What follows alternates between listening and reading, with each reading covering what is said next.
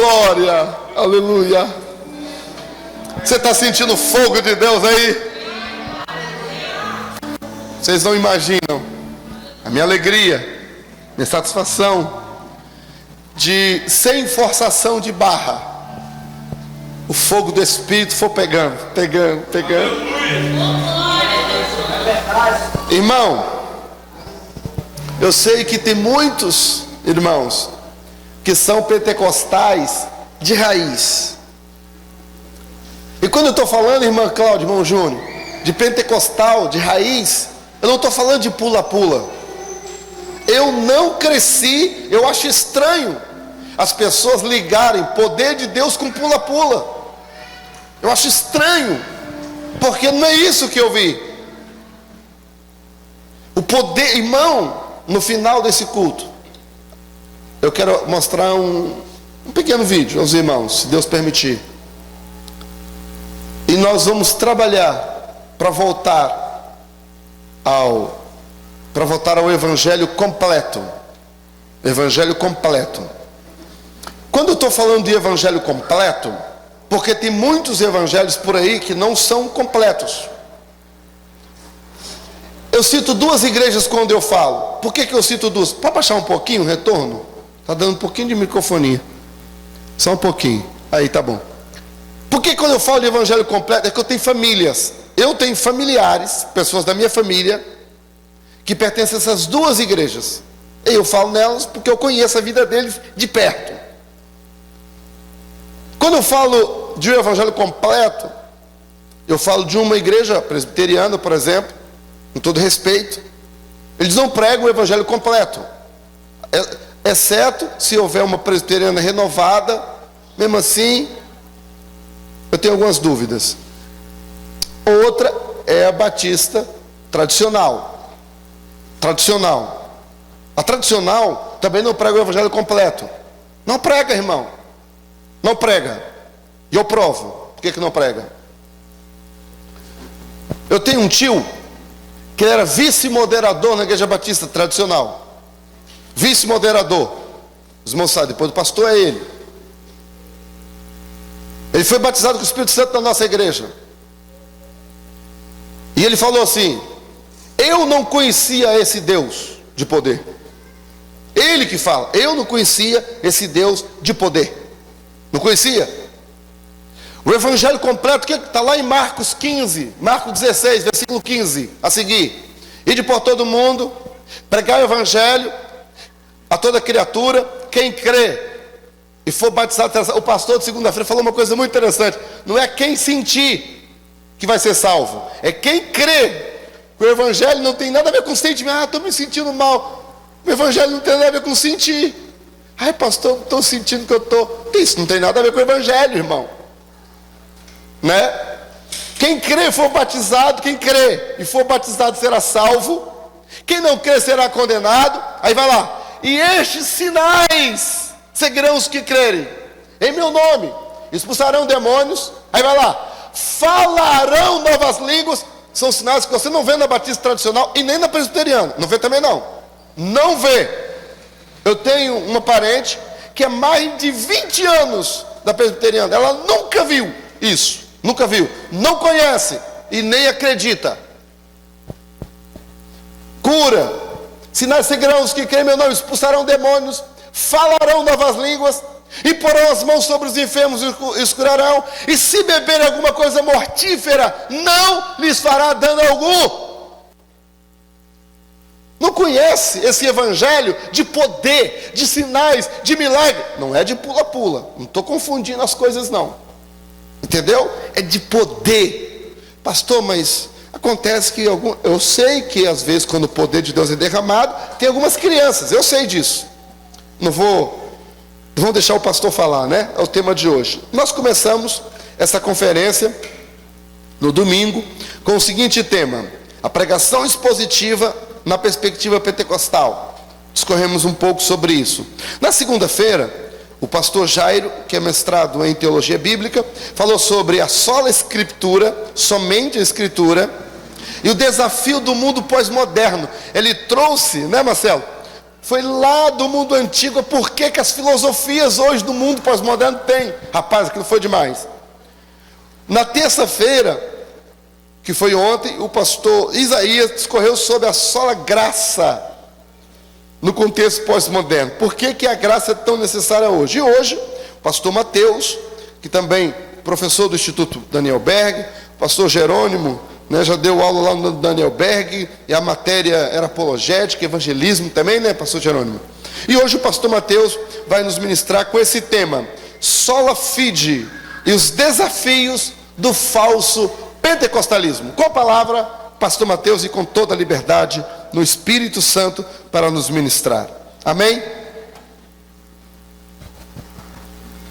A paz do Senhor para os irmãos.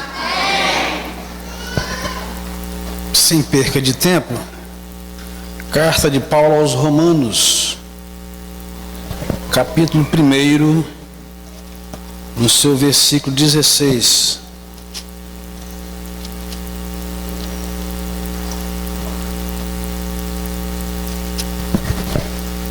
Romanos, capítulo 1, versículo 16.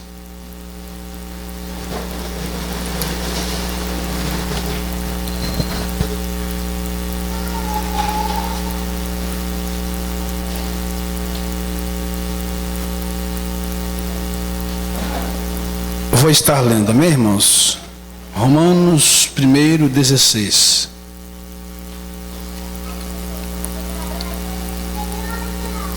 Porque não me envergonho do Evangelho de Cristo, pois é o poder de Deus para a salvação de todo aquele que crê, primeiro do judeu e também do grego. O 17. Porque nele se descobre a justiça de Deus de fé em fé, como está escrito, mas o justo viverá da fé. Amém? Senhor Deus, Pai, aí está a tua igreja nesta noite. Ó Deus, estamos diante da tua poderosa palavra. Meu Deus, que nessa noite o teu nome venha a ser glorificado, que toda honra, toda glória, louvor e adoração seja único e exclusivamente para o Senhor, meu Pai. O teu povo está aí, ó Deus, esperando a tua palavra revelada, que o teu Espírito Santo possa, ó Deus, assim nos orientar, possa tocar em cada vida, em cada coração nesta noite. Assim, Pai, nós te louvamos em nome de Jesus. Amém, irmãos? Podem sentar. Está ali o nosso professor Jerônimo. Professor Jerônimo foi um dos meus professores, não foi? Ah, não. Ele era na época, trabalhava na secretaria, não é isso? Quando a minha esposa foi aluna dele, e eu, quando estava convalidando, você estava lá, por isso que eu fiz confusão, me perdoe. Você trabalhava na secretaria, alguma coisa assim. E nos intervalos, ele sempre com o violão dele, louvando o Senhor. Amém, meus irmãos? Nós estamos, então, na quarta noite dessa semana teológica, e nós vamos falar, o pastor já citou aqui, sobre a sola fide e os desafios do falso pentecostalismo. Uma observância: se existe o falso, é óbvio que existe então o verdadeiro, não é verdade? Então esse texto que nós lemos nessa noite, ele é um texto bem forte, um texto áureo. Quando começou então esse grande acontecimento através da vida de Martinho Lutero, né? Então, um dos textos-chave da doutrina protestante é esse que nós lemos: porque não me envergonho do Evangelho, pois é o poder de Deus para a salvação de todo aquele que crê, primeiro do judeu e também do grego. Pois a justiça de Deus se revela no Evangelho, de fé em fé, como está escrito: o justo viverá pela... O justo viverá pela... Mas não é a fé dos outros não, tá? Também corrobora, mas principalmente a nossa fé, né?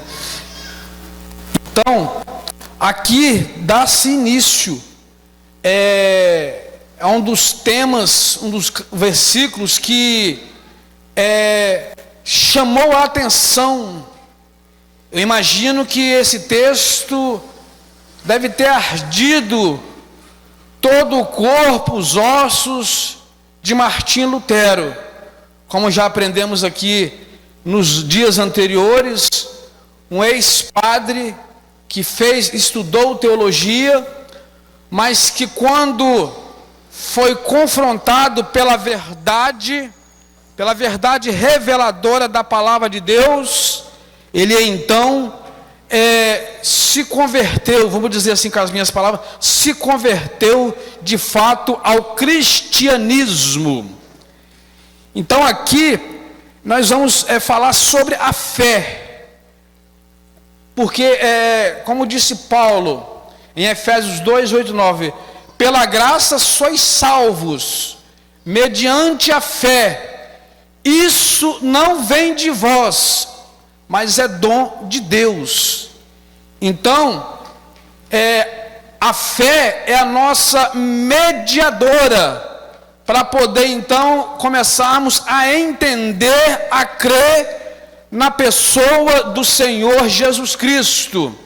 E também, o que é mais importante, que não tem outro meio pelo qual possamos ser salvos, a não ser pelo sacrifício vicário de Cristo ali naquele madeiro. Então, é somente pela fé que nós somos salvos.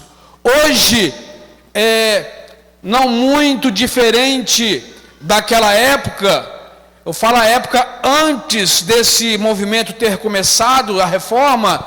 Hoje não é muito diferente, porque eu vejo, né, e você há de concordar comigo, se você gosta no mínimo de estudar a escola bíblica dominical, você vai concordar comigo que hoje não tem sido diferente, porque muitas pessoas hoje, dentro das igrejas, têm de alguma forma tentado barganhar a salvação que foi colocada por nós na pessoa de Cristo Jesus. Ou seja, eles querem hoje novamente vender algo de que eles sequer foram participantes.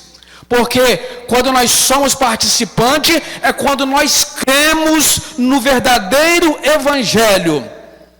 Então, o apóstolo Judas, não o Iscariotes, mas o Judas da epístola, ele escreve uma carta e ele exorta, ele escreve com diligência para aquele povo, exortando ele. Vamos lá no texto. Judas de número 3 fala: amados, procurando eu escrever-vos com toda diligência acerca da comum salvação, tive por necessidade escrever-vos e exortar-vos a batalhar pela fé que uma vez foi dada aos santos. Então, ele teve a necessidade, isso alguns séculos atrás, mas nós temos presenciado que em pleno século 21, quando o Senhor Jesus Cristo está muito próximo de arrebatar a sua igreja, nós temos visto que hoje não tem sido diferente, porque muitas pessoas tem tentado barganhar a fé do povo, tem se aproveitado das pessoas leigas, das pessoas até mesmo humildes, para poder tirar algum tipo de proveito, como fazia lá antes da reforma, a respeito das indulgências que era outrora vendida, né? O perdão, ele era negociado a preço financeiro, dinheiro naquela época.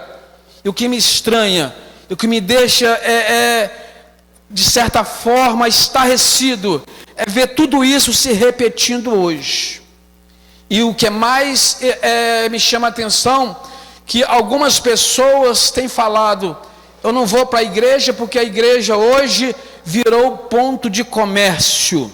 Mas eu quero vos dizer uma coisa, até para essas pessoas que dizem que não vão para a igreja, porque a igreja de certa forma tem virado comércio, a palavra de Deus não nos deixa jamais sermos enganados, porque para tudo Deus, ele se anteteve para poder nos instruir, e ele usou Paulo em Filipenses 3, quando Paulo fala: acautelai-vos dos cães, acautelai-vos dos maus obreiros, acautelai-vos da circuncisão, porque nós é que somos da circuncisão, que nos gloriamos em Jesus e não confiamos na carne. Aleluias! Nós não temos desculpa para poder não aceitar essa fé, porque até contra os falsos mestres nós somos orientados quando nós nos deixamos, quando nós abrimos espaço para isso. Deus, ele nos orienta através da palavra poderosa, a inerrante, como diria o pastor Claudio Honor Corrêa de Andrade, que a Bíblia é a inerrante, a infalível palavra de Deus, e também inspirada, baseando-se em Paulo, quando Paulo fala a Timóteo que toda a escritura divinamente inspirada por Deus é proveitosa para ensinar, para redarguir, para corrigir, para instruir em justiça, para que o homem de Deus seja perfeito e perfeitamente instruído para toda boa obra. Então nós temos motivos de sobra para poder batalhar pela nossa fé. Tem uma disciplina dentro da teologia, chama-se apologética, que é a defesa da fé, né? E o que é isso, o termo apologética? O termo apologética, ele procede da palavra grega apologia, que significa defesa ou, ao mesmo tempo, resposta. Ou seja, nós temos a defesa, professor Jerônimo, mas temos também na própria apologética a defesa e também a resposta, porque como aprendemos em bibliologia, a Bíblia por si só ela se responde, não tem meio termo, não tem indagações, não tem perguntas que não seja respondida dentro desse cânon sagrado que foi inspirado aos profetas e apóstolos nos séculos anteriores. Deste modo, a apologética cristã é a ciência e a prática de expressar as razões e fundamentos que dão suporte à fé cristã, respondendo às objeções que são levantadas contra ela. A apologética contribui com a restauração de uma visão das Escrituras, como fonte de conhecimento dos assuntos que nela estão contidos, em oposição a uma mera fonte de crenças. Ouça isso, em oposição a uma mera fonte de crenças, ainda que verdadeiras, que são aceitas sem a devida reflexão. O que eu vejo aqui e aprendo? Algumas crenças que têm se tentado colocar, ensinar em algumas igrejas hoje, elas podem ser verdadeiras. Pode ser verdadeira sim. Quem falou que não? Agora a questão, se está sendo aceita ou não pelo aquele que vive e reina para todo sempre, o Senhor Jesus Cristo. Nem tudo o que é verdadeiro que eu faço significa que Deus vai aceitar. Amém, irmãos? Vamos lá. A apologética cristã fortalece a igreja ao responder às críticas que são lançadas contra as doutrinas bíblicas e ao encorajar a fé de cada crente. Então isso é a defesa da nossa fé. É importante nós saber disso, que nós temos algo que colabora agora conosco para que nós venhamos a defender a nossa fé.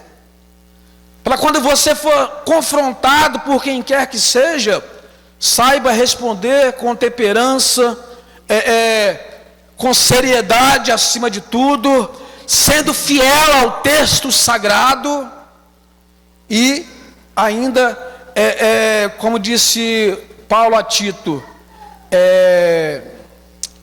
me fugiu agora, me ajuda aí, pastor.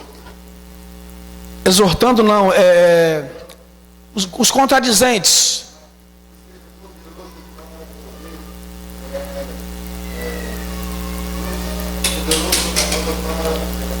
Tá na ponta da língua. Mas amém, depois nós vamos voltar lá. Para poder exortar não, convencer os contradizentes. Obrigado, pastor. Convencer os contradizentes. Porque você tem que convencer eles, mas não é com a sua formação acadêmica, não. Tem que convencer ele no poder e na virtude do Espírito Santo. Aquilo que Paulo fala, por exemplo, aos Coríntios. Porque eu, quando vim ter convosco, anunciando o Evangelho de Cristo, eu não vim com sublimidade de palavras persuasivas, para que a vossa fé não apoiasse em sabedoria humana, mas eu estive convosco com muito temor e tremor no poder do Espírito Santo de Deus. Aleluia. Então, tem um texto aqui, por exemplo, de 2 Pedro, 1 Pedro 3,15, nos ensina que a nossa apologia deve ser apresentada com oração, depois de termos entronizado a Cristo em nossos corações. Também é necessário que apresentemos as razões da nossa fé com mansidão e respeito. É o que eu falei.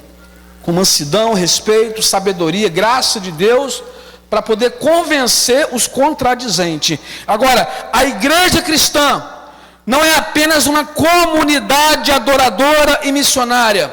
Somos também instados a erguermos-no apologeticamente. Antes, santificai a Cristo como Senhor em vosso coração, estando sempre preparados para responder a todo aquele que vos pedir razão da esperança que há em vós. Então o mundo hoje, ele questiona-nos a nossa fé. O mundo quer confrontar-nos. O mundo quer, de certa forma, até mesmo nos colocar para baixo. Mas nós temos a Bíblia Sagrada. Nós temos a graça salvadora, mas também redentora do Senhor Jesus Cristo. Respondemos-lhes prontamente, façamo-lo, porém, de maneira racional e, como o pastor Wallace gosta de fazer, de forma sistemática. Amém, irmãos? A nossa missão, por conseguinte, é defender e realçar a coerência, a lógica, a superioridade das verdades das Sagradas Escrituras. Por exemplo, Lucas, o médico amado, é um exemplo perfeito do apologeta cristão. Olha só, lembra que eu li o texto? Não me envergonhe do Evangelho, pois é o poder de Deus para a salvação de todo aquele que crê, primeiro do judeu, mas também do grego. Por que do judeu? João 1, versículo 11 e 12. Veio para o que era seus, mas os seus não receberam. Mas a todos quanto receberam, foi-lhes dado o poder de serem feitos filhos de Deus, a saber, os que creem no nome de Jesus. E aqui vem agora Lucas, oriundo de um exigente contexto cultural, o grego, e formado num centro de excelência, conforme depreendemos de seus escritos, não teve nenhuma dificuldade em apresentar ao excelentíssimo Teófilo a razão da esperança evangélica. Sua apologia foi tão perfeita e tão eficaz que levou Teófilo a aceitar a fé cristã. Ou seja, um gentio aceitar a fé cristã. É o que inferimos no prólogo de Atos dos Apóstolos. Como se vê, um cientista ergueu-se na igreja primitiva para fazer a apologia da fé cristã. E eu creio que Deus também até os dias atuais, Ele é poderoso para levantar homens e mulheres verdadeiramente compromissados com a palavra dEle, para poder defender essa fé cristã de forma apologética para a glória do Deus vivo. Então, o que significa fé? Qual o conceito que temos de fé para que nós possamos ser salvos?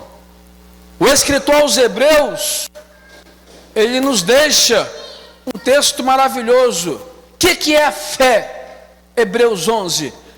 É o firme fundamento das coisas que se não veem e a certeza das que se esperam. Aí você pergunta e questiona-se muitas das vezes: o firme fundamento das coisas que se não veem? Muitos profetas do Antigo Testamento, muitos apóstolos do Novo Testamento foram pessoas verdadeiros crentes que tiveram na bagagem da sua caminhada com Deus, tiveram ali passando pelo deserto, mas adquirindo experiência e tendo testemunho da comum salvação através da fé. Moisés, por exemplo, ele viu a terra da promessa de longe. Abraão, por exemplo, outro patriarca, um dos grandes patriarcas da fé, teve uma fé de deixar sua parentela e ir para um lugar distante que ele não conhecia. É dessa fé que Cristo se agrada quando nós colocamos ela em nossos corações.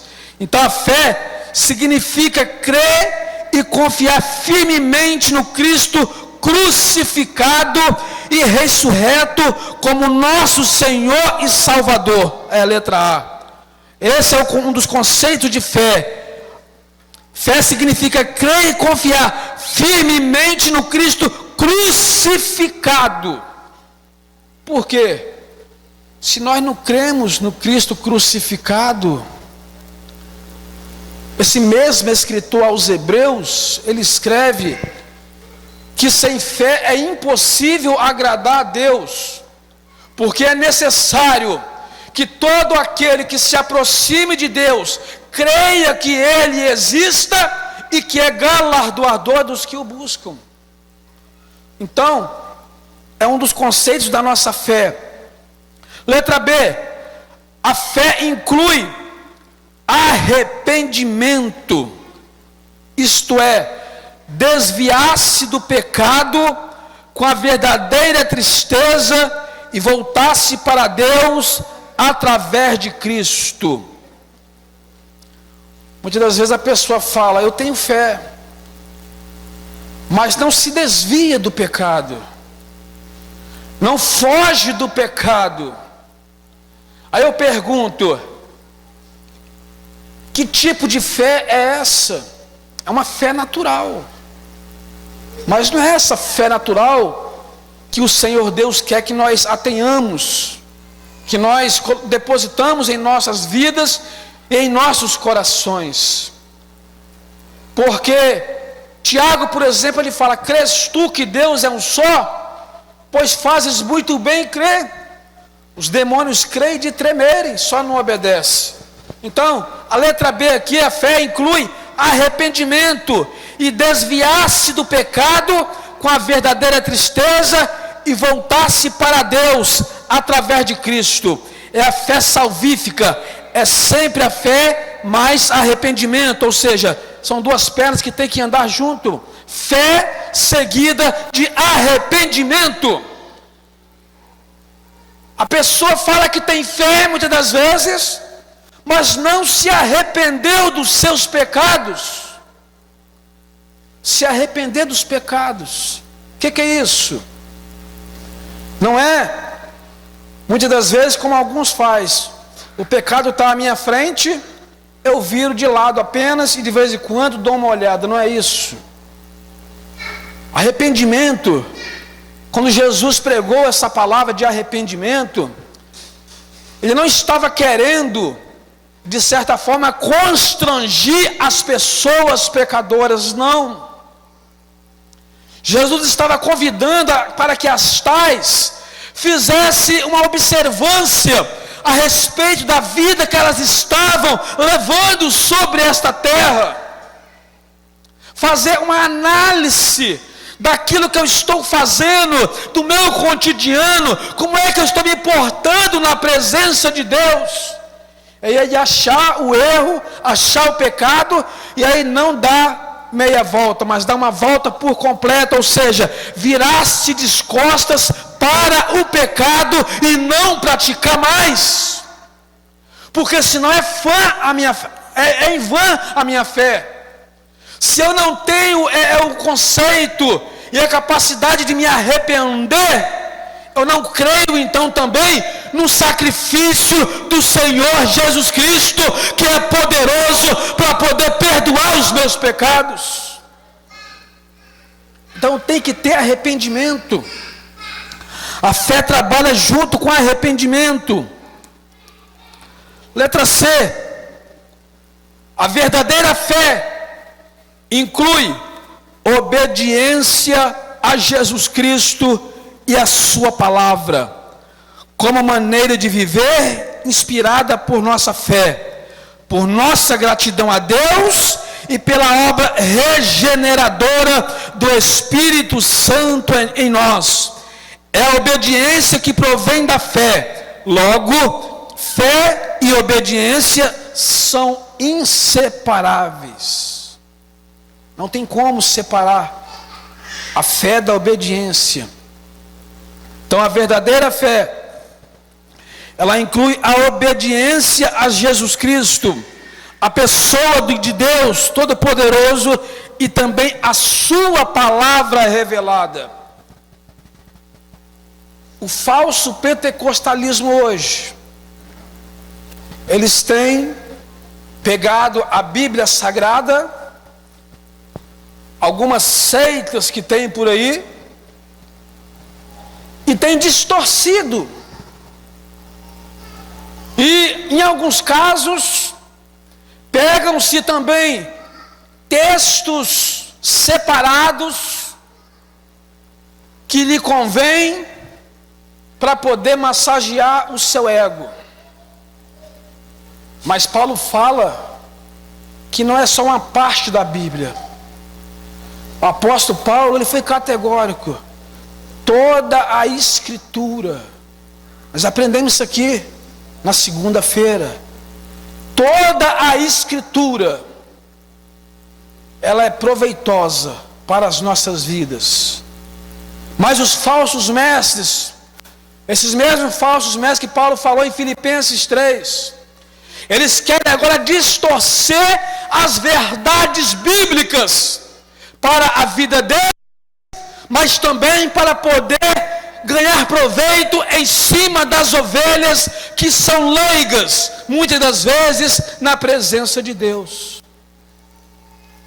Por que muitos líderes espirituais hoje não permitem, por exemplo, que as suas ovelhas se matriculem em um curso teológico, em um seminário?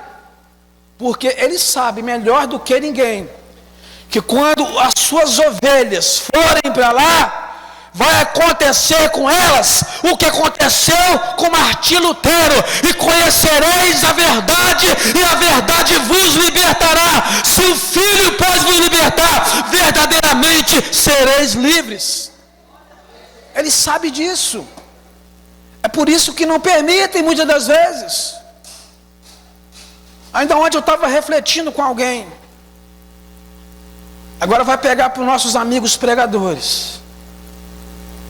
Eu tenho certeza que se nós agendarmos aqui um pregador, por exemplo, uma semana, olha, vai lá, tem uma semana para você pregar numa cruzada evangelística. Ele vai vir uma semana sem faltar, porque ele vai pregar. Ele quer pregar, ele quer expor as escrituras. Mas eu convidei vários para estar aqui. Eu louvo a Deus pelos que estão. Eu louvo a Deus porque Deus trouxe os que verdadeiramente estão querendo se preparar para fazer a obra dele, mas da maneira que vai agradar a Deus e não aos homens. Era para estar cheia. Lógico que está aqui os que Deus permitiu. Ninguém aqui está atrás de plateia. Ninguém está aqui atrás disso. Mas o reino de Deus, sim.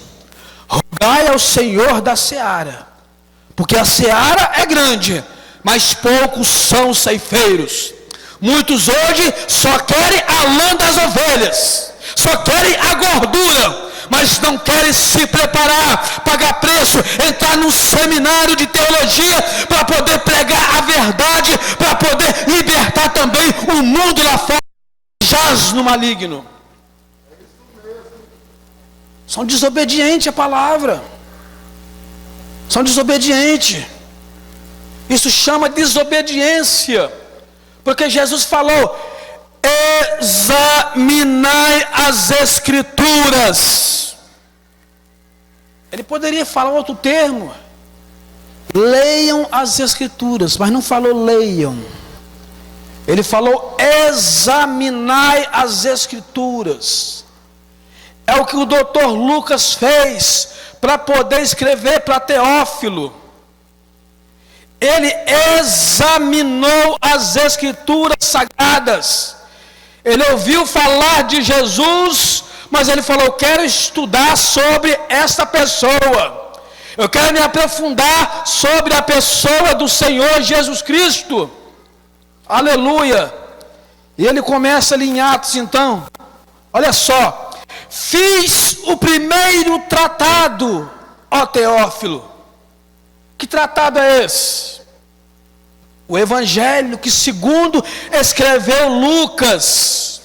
Fiz o primeiro tratado, ó Teófilo, acerca de tudo que Jesus começou, não só a fazer, mas a ensinar. Até o dia que foi recebido em cima, depois de ter dado mandamento pelo Espírito Santo aos apóstolos que escolheram. Ele foi examinar. Hoje em dia eu vejo muitas pessoas, com todo respeito aos pregadores, é claro, não estou aqui para confrontar a pessoas, não. Mas estou aqui para confrontar o falso pentecostalismo que tem tentado minar as igrejas do nosso Senhor e Salvador Jesus Cristo.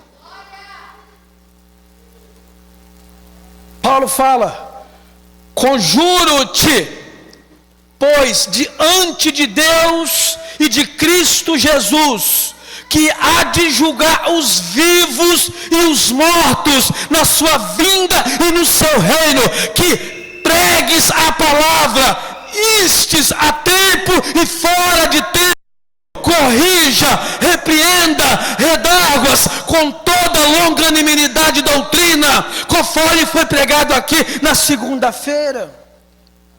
Porque virá tempo que terão comichões nos ouvidos, amontoarão para si doutores, segundo as suas próprias concupiscências, voltarão-se às fábulas e se recusarão a dar ouvido à verdade.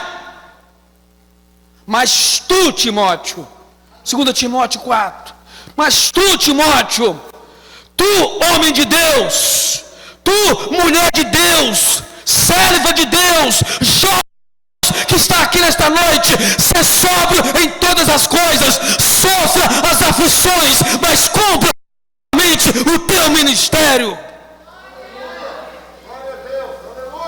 E o que é mais importante que ele fala, porque eu já estou sendo oferecido por aspersão de sacrifício, ó a fé do homem, ó, por aspersão de sacrifício, e o tempo da minha partida é chegada, mas eu combati o bom combate, eu completei a carreira e guardei a fé.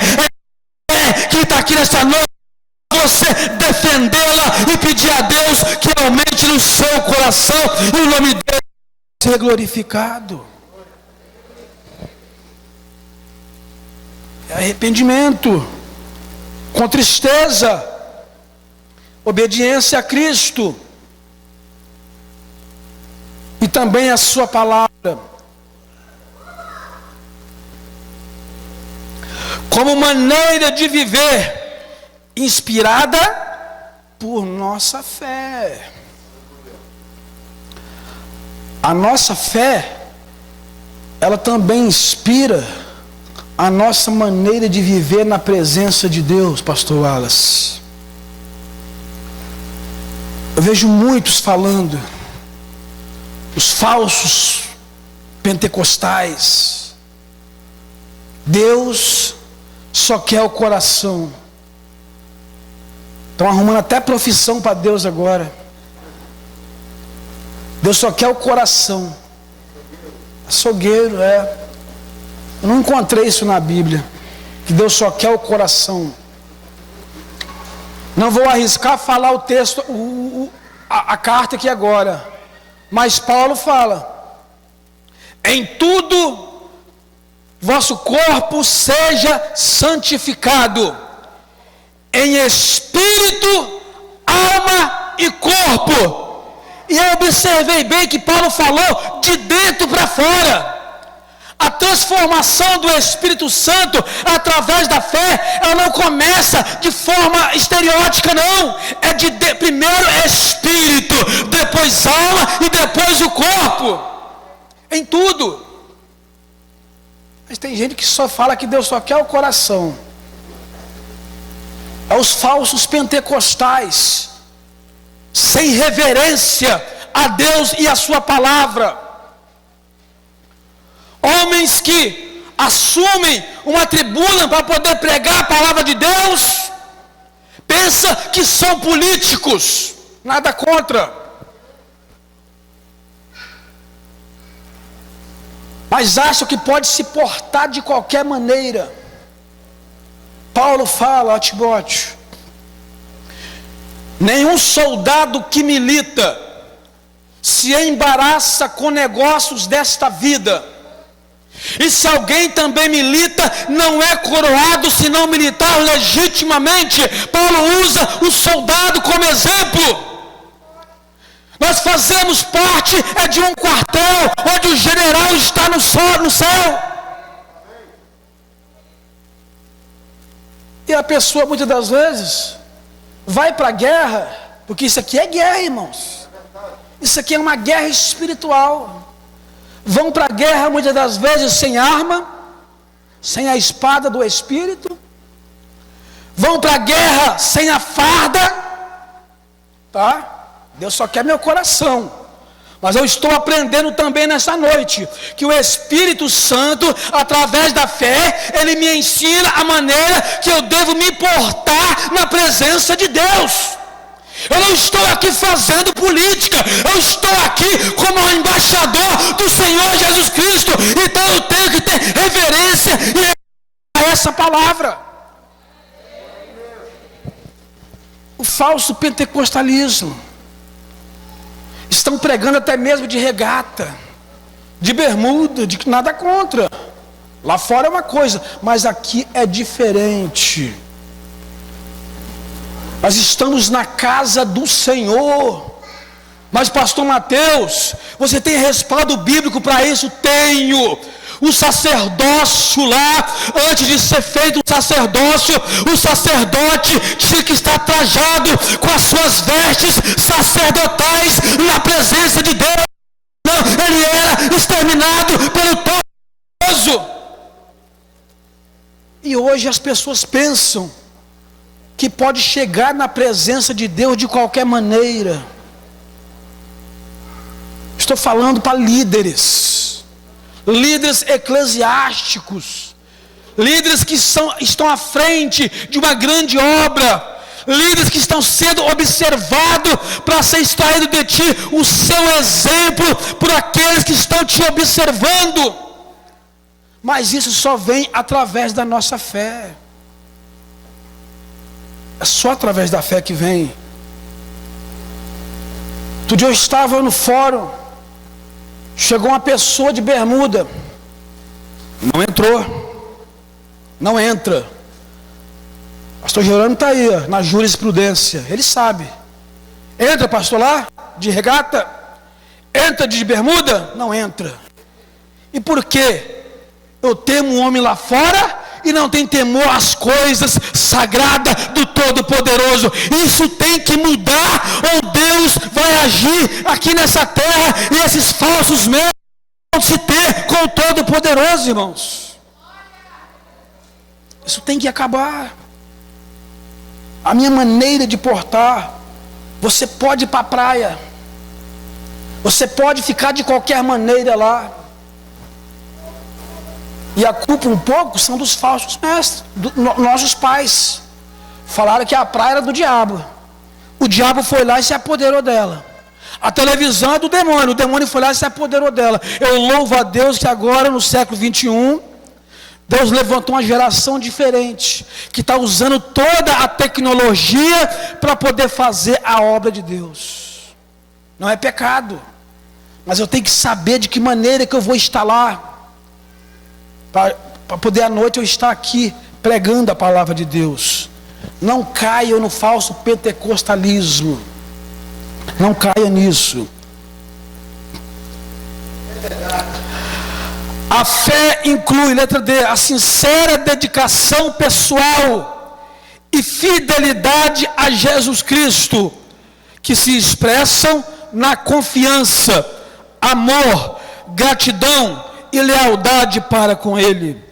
A fé, no seu sentido mais elevado, não se diferencia muito do amor.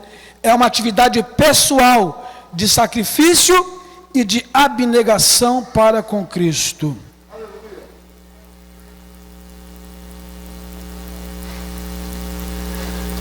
Então a letra D,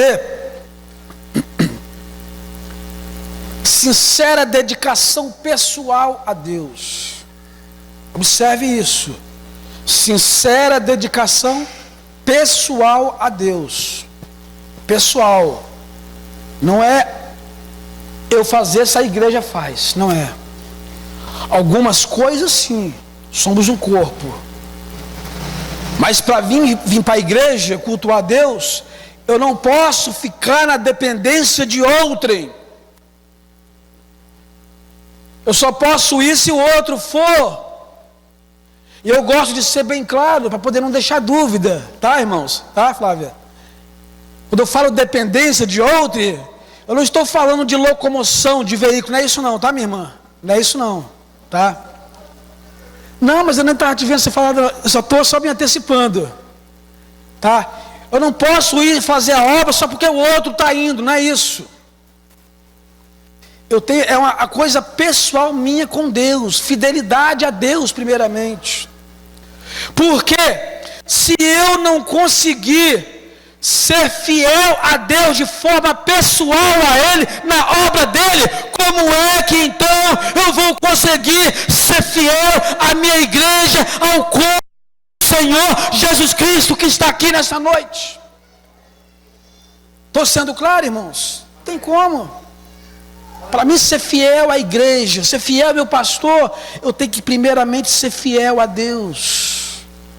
Eu não posso ficar na dependência de outrem, não.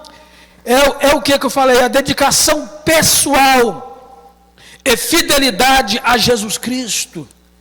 E essa fidelidade aqui é em todas as áreas. Não tem meio termo, não tem uns negócios de ficar em cima do muro, não. Eu vou ser fiel nessa parte e na outra eu vou deixar a desejar, não.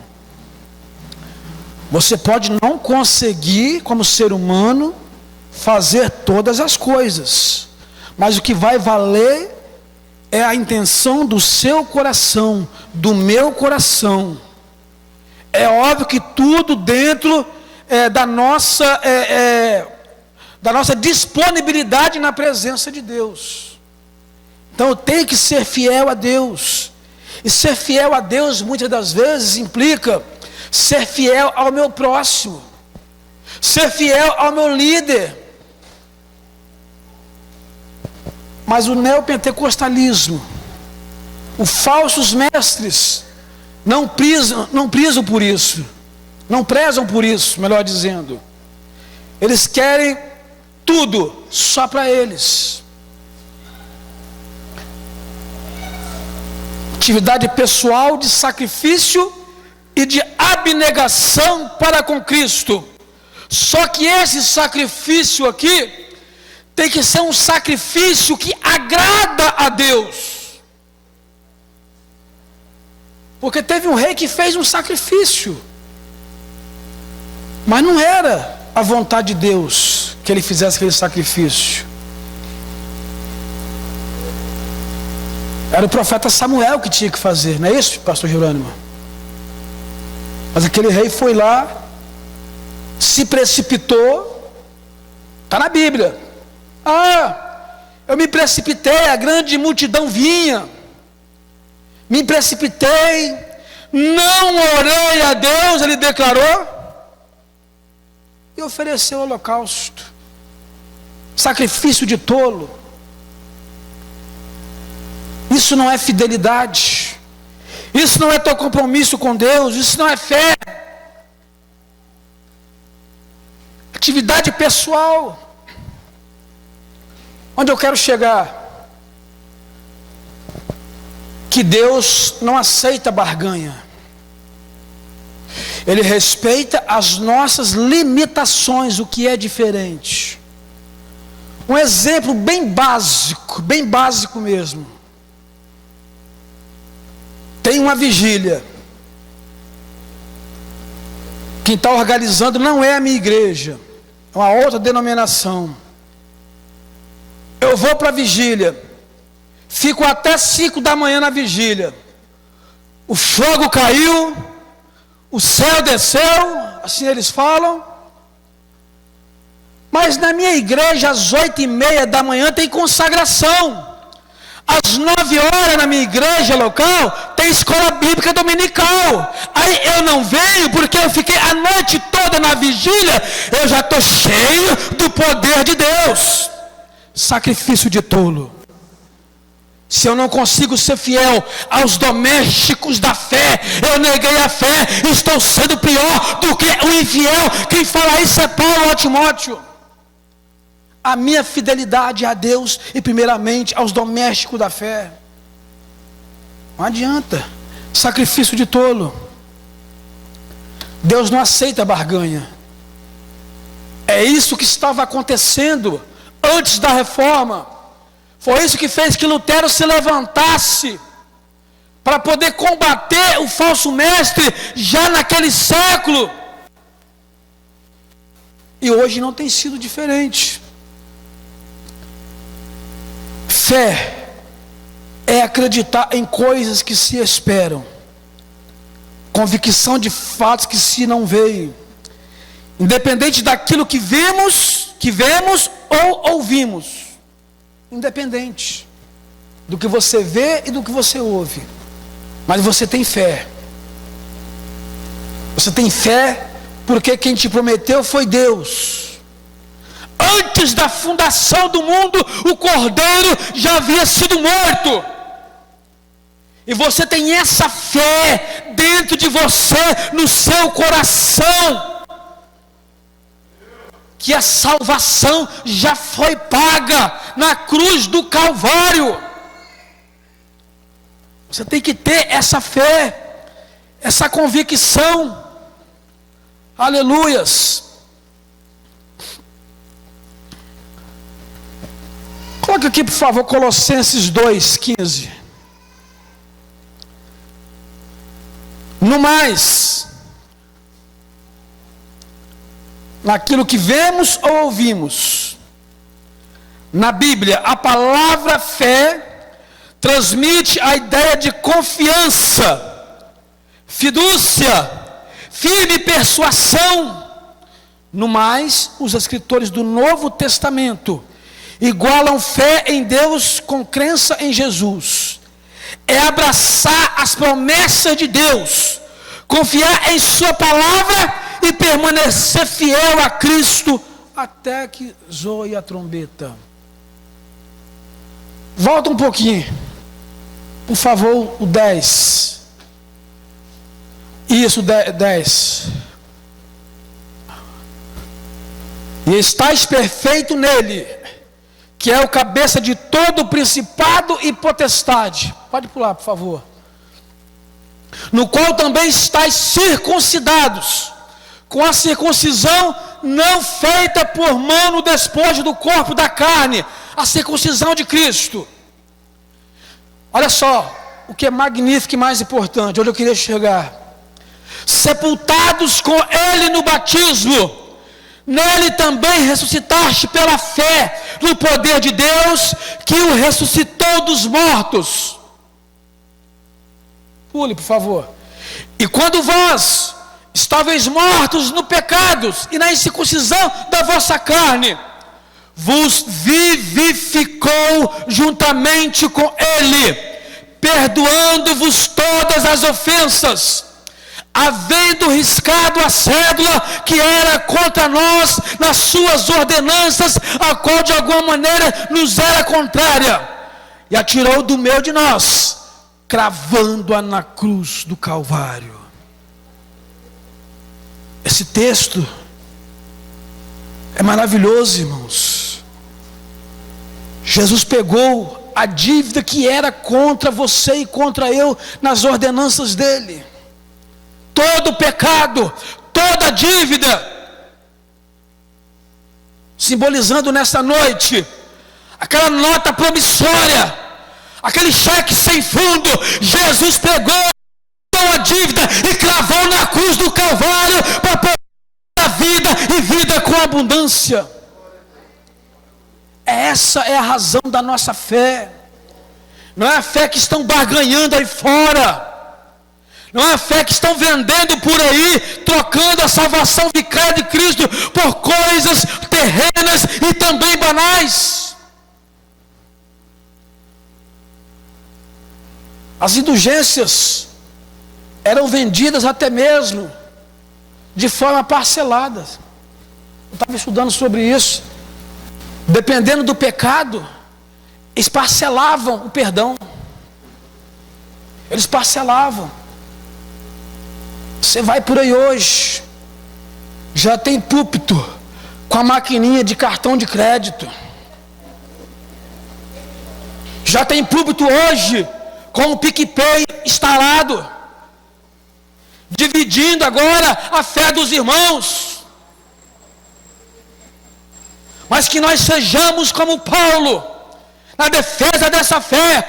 Corro não como batendo no ar, mas antes eu subjugo meu corpo, reduzo a mim mesmo a servidão, para que pregando aos outros não venha eu mesmo de alguma forma a ficar reprovado.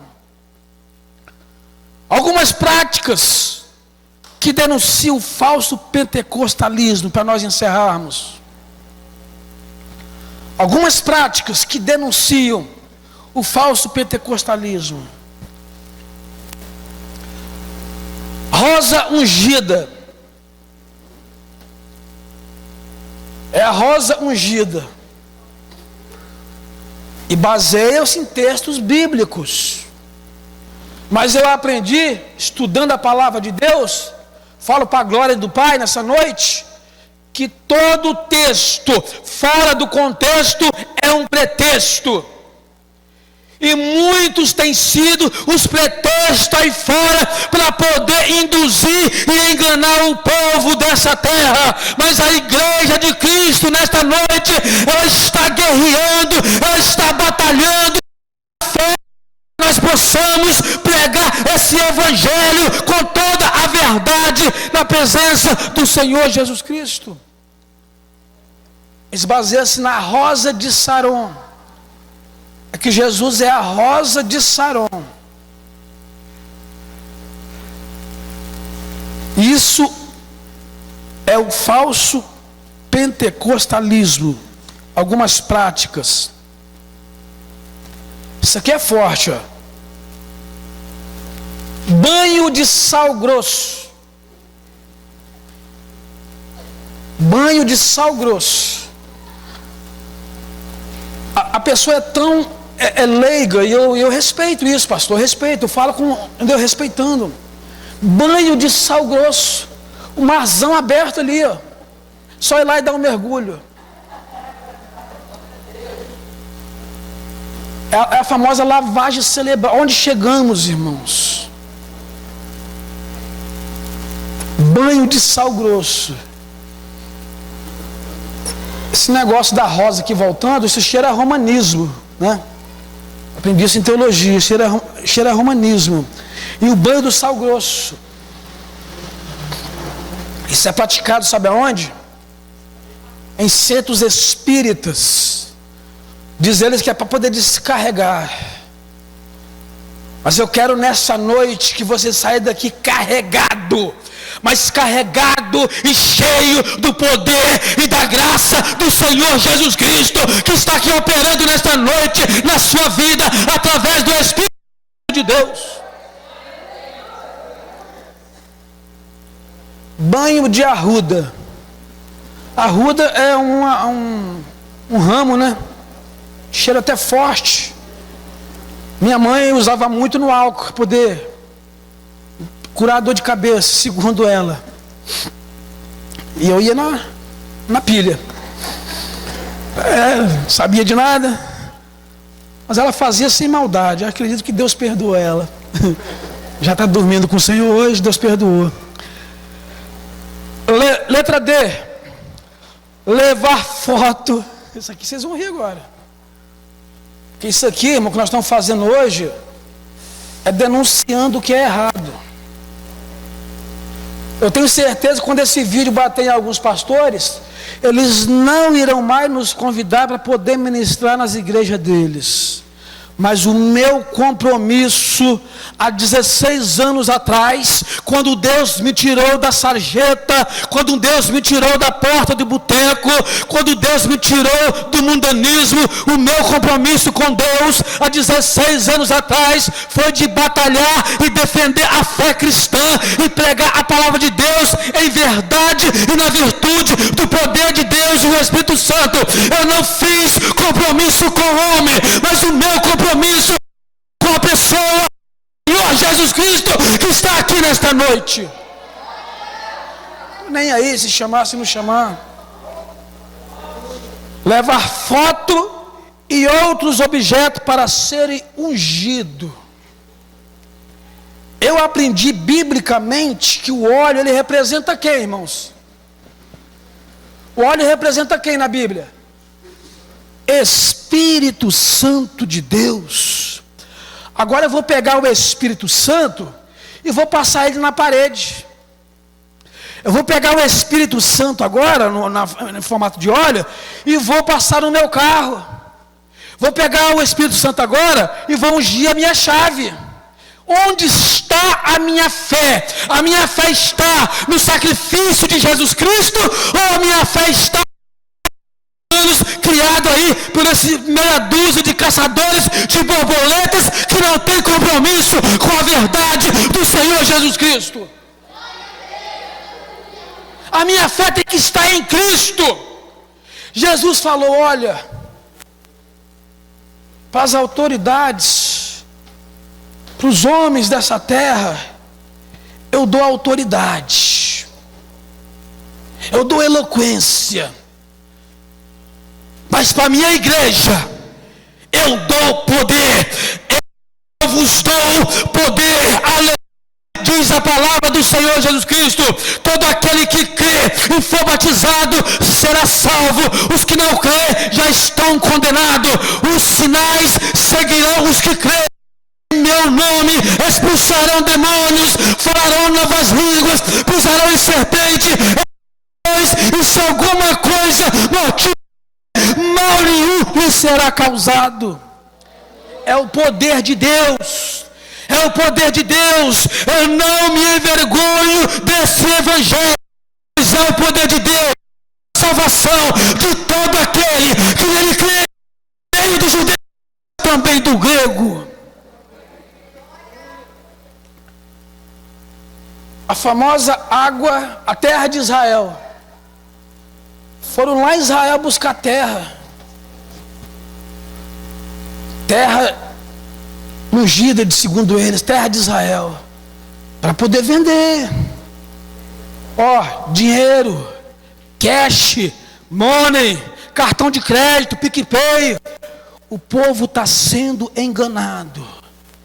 Mas a igreja de Cristo, enquanto estiver nessa terra, ela irá proclamar a verdade, doa em quem doer. Ungir é para os presbíteros, primeiramente. Está alguém enfermo entre vós? Chame os presbíteros. Eu ainda não encontrei, estou procurando, eu ainda não encontrei na minha Bíblia a palavra chamada presbítera ou pastora. Eu não encontrei ainda. Não encontrei. Com todo respeito às minhas irmãs e irmãos, mas eu prefiro ficar com a palavra. O fato de eu respeitar não significa que eu estou concordando. Eu fico com a palavra de Deus. Outro dia a irmã falou: eu vou no monte. Falou comigo lá: ô pastor, olha aqui esse óleo aqui, porque eu vou chegar lá em casa, eu vou ungir a menina que está enferma lá, vou ungir a parede. Falei: minha irmã, não faça isso. Mas aí, irmão, você acaba entrando de uma certa forma numa enrascada, porque para você explicar isso aí, a mente está já, lavada. É difícil. Chame os presbíteros, que ele ungirá o enfermo. Ouça bem, vira para cá, olha aqui, ele ungirá com o óleo da unção. E a oração da fé, é a oração da fé que curará o enfermo. E se houver cometido pecados, ser-lhe-ão os perdoados. Não é o óleo, a matéria-prima que vai curar, irmãos. Aquilo ali é só uma representação da terceira pessoa da Trindade. Mas os falsos pentecostais têm feito tudo. Santa Ceia. O irmão se esgoelou orando, apresentando pão, para Deus transformar no corpo de Cristo. Pelo amor de Deus, irmão, tem tanta coisa para Jeová fazer milagre em nossas vidas, transformar o pão no corpo de Cristo, irmão. Pode ser o maior consagrado que vai orar, pedir para transformar, não vai transformar, irmãos. São símbolos, é uma representação da pessoa de Cristo. Suco também não vai ser transformado em sangue nunca. Deus não vai contra aquilo que Ele já estabeleceu, não. Mas os falsos mestres estão aí. Amém, meus irmãos? Então, nós já estamos encerrando. Que o Espírito Santo possa aumentar a sua fé cada vez mais na presença de Deus. E não se esqueça, ainda que seja do tamanho de um grão de mostarda, você será capaz sim de transportar montes de lugares. Amém, meus irmãos? Eu agradeço a rica oportunidade e eu volto a palavra para quem é de direito.